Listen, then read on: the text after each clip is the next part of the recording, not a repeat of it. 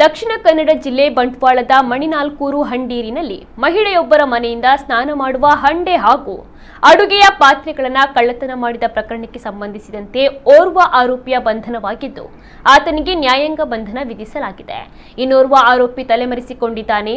ಅಗರಗಂಡಿ ನಿವಾಸಿ ಪ್ರವೀಣ ಬಂಧಿತ ಆರೋಪಿಯಾಗಿದ್ದು ಇನ್ನೋರ್ವ ಆರೋಪಿ ತನ್ನ ಸಹೋದರ ಸತೀಶ್ ಪರಾರಿಯಾಗಿದ್ದಾನೆ.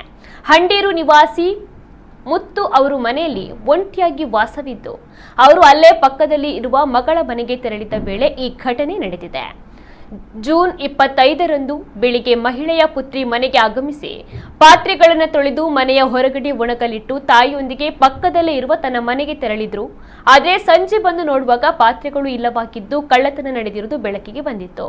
ದೊಡ್ಡ ಹಂಡೆ, ಅಡುಗೆಯ ಪಾತ್ರೆಗಳು ಹಾಗೂ 2 ಫೈಬರ್ ಕುರ್ಚಿಗಳು ಸೇರಿ ಒಟ್ಟು 3,500 ರೂಪಾಯಿ ಮೌಲ್ಯದ ಸೊತ್ತುಗಳನ್ನು ಕಳ್ಳತನ ಮಾಡಿದ್ದಾರೆ.